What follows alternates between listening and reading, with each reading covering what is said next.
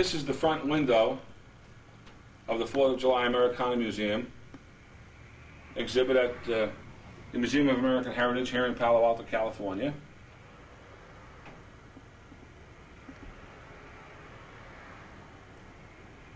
The Statue of Liberty came from the Statue of Liberty fireworks celebration in New York City in 1986. A friend of mine that was involved with the display gave this to me for the museum. On the wall in back of me are several posters and flags depicting old fireworks companies.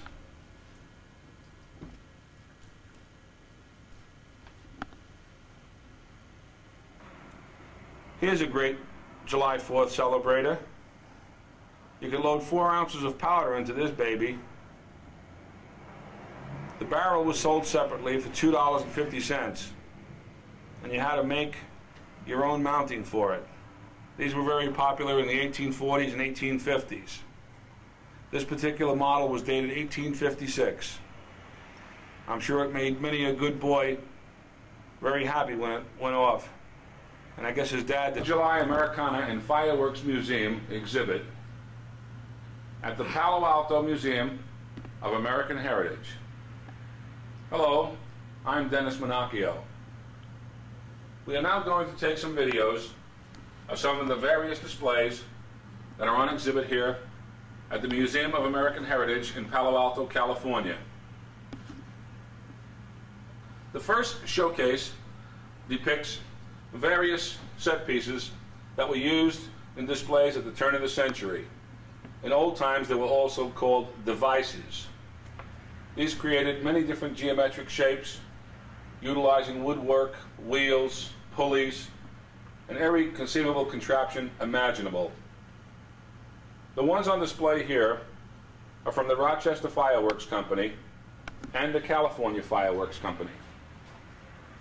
Some of these pieces survived the Great Earthquake of 1906.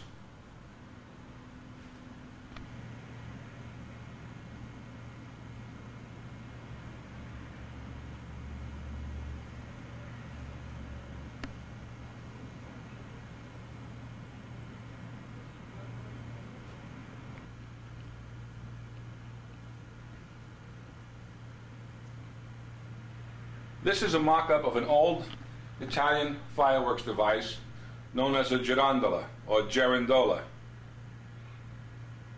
The girandolas were first used in the 15th century, as our records show, and it was a self-stabilizing gyro fireworks device that operated like a pinwheel and then rose in the air. 2 sets of drivers or rockets were used to cause this effect. It would first spin in a horizontal position and give the impression that it was just a pinwheel. Then the secondary drivers or rockets would fire, causing it to take off, and at the same time self-stabilized the same way a gyro would.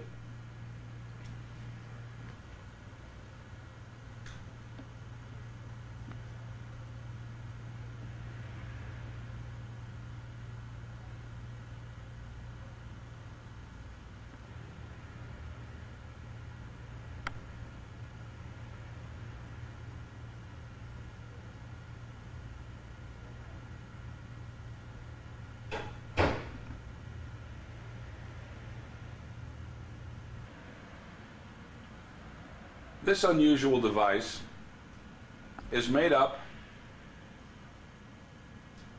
of grasshoppers or jumping crackers or English crackers.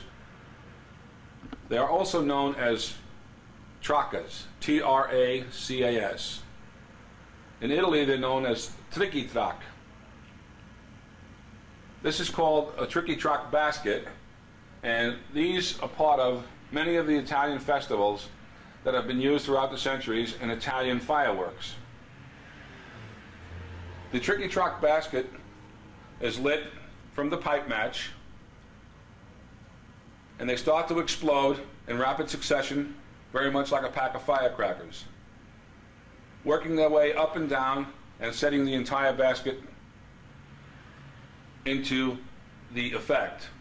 It is finished up by a large shot up at top. Tricky tracks are used to create many different shapes, such as barrels, donkeys, horses, and all manner of things. Many people feel that tricky tracks were the European attempt to simulate the staccato effect produced by Chinese firecrackers. This is a simulated fireworks stand depicting items that were used in the 20s and 30s and 40s. We've utilized the front of a modern day stand to create the effect. In the background you'll see display boards from many different companies, large rockets, Roman candles, salutes, cap canes, cap cannons, cap bombs, all the types of things that you would find at an old-fashioned fireworks stand, including the Japanese lanterns. The fireworks stand was truly part of the American scene for the 4th of July and days gone by. If you notice some of the posters on the wall, these were some of the devices that were sold at the fireworks stands. Note the large cannon crackers.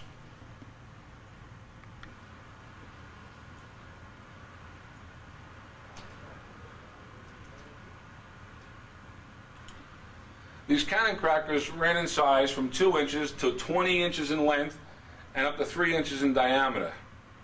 Many of the advertisements boasted of these crackers not containing any powder. Well, they were referring to gunpowder, of course, but in actuality, the composition for these crackers utilized potassium chlorate, potassium ferrocyanide, picric acid, all nice things to cause these things to explode with a tremendous report. One cannon cracker there was called a yachting salute, and it boasted of making a noise equivalent to a 6-pound cannon. Imagine having a few of these in your pocket today. The museum display shows many different posters and broadsides, such as this one from the Thurl Duffield Company of Chicago. This particular one depicted the Battle of Fort McHenry, which was a very famous display that the Thurl Duffield people put on. These were known as sham battles, and they actually set up ships and forts and fired at each other until they were destroyed, all done with fireworks as part of a fireworks display. These were truly magnificent effects. The Unexcelled Fireworks Company was one of the most famous in all the world. It originally started out as Consolidated Fireworks in the 1850s. The Dittwiller and Street people were the people that managed the Unexcelled and Excelsior fireworks companies. Unexcelled went out of business after World War II. During World War II, Unexcelled was involved in manufacturing military pyrotechnics, and their commercial fireworks business, as well as their display fireworks business, was taken over by the Payne's Fireworks Company. But after World War II, they decided that the fireworks business was not very profitable. The Unexcelled Fireworks Company produced some of the most beautiful fireworks that we have ever seen for commercial use. Just take a look at these lithographs.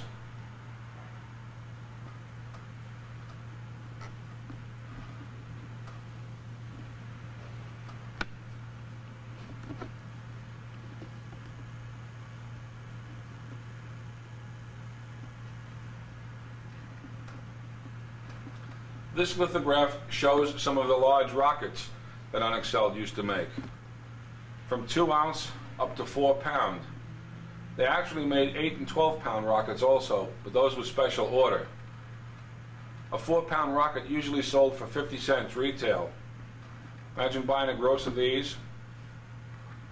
This lithograph depicts the various sizes and types of Roman candles that Unexcelled used to make.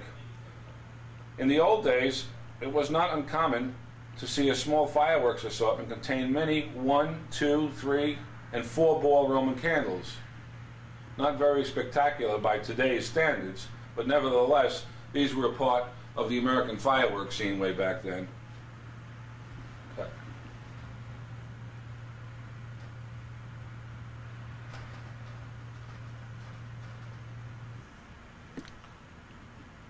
The next lithograph shows some of the various mines that Unexcelled used to manufacture. They had many different names: the Flying Dragons, Hornet's Nest, Flying Dutchman, Comet Bouquets. They were basically mines with Roman candles mounted on the side. You'd light the piece by lighting the Roman candle, usually 6 to 8 ball. When the Roman candle was finished, it would ignite the charge inside the mine, dispersing serpents, crackers, reports, and all different types of garnitures. These were very popular at the turn of the century up until about 1930. A small mine would cost 10 cents. These were truly great pieces from the past. The next lithograph shows some novelty items, and one in particular was called the Whistling Storm King. This was a potassium picrate whistle that whistled for about 5 seconds, and at the end it finished with a report that contained a ½ ounce of flash powder. These sold for a nickel, and they really packed a wallop. What a great item from the past. Yes, the Unexcelled Fireworks Company was quite an operation. Many of these posters are on exhibit here at the 4th of July Americana and Fireworks Museum. If you ever get a chance, come by and see this exhibit. It's at 275 Alma Street in Palo Alto, California. And last but not least, here's an old box from the Payne's Fireworks Display Company. The Payne's Fireworks Company started out in about 1850.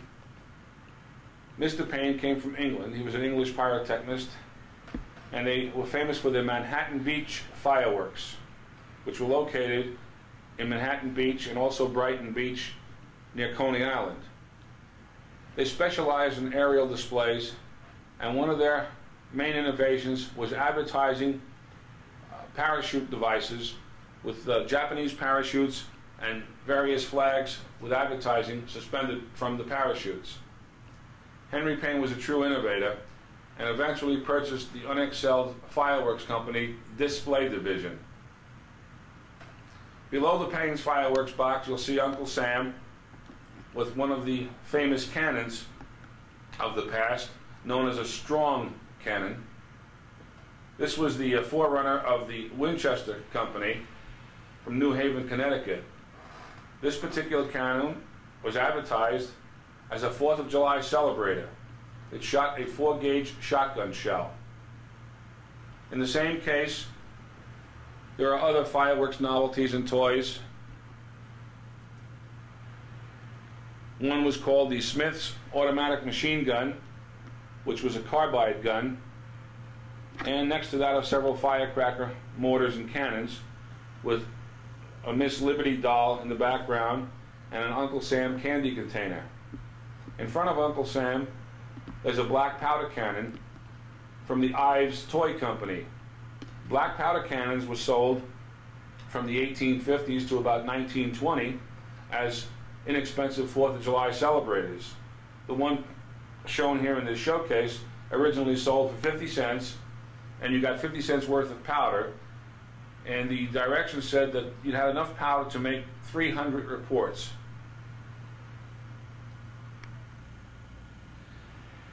Cap pistols were used as 4th of July celebrators also. Some of the very earliest ones are from 1840, 1850, and 1860.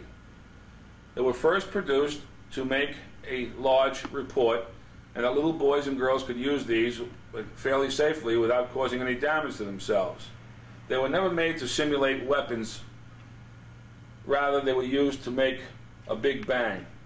On this board, we depict several different cap pistols from the 1860, 1870 area up to the present day.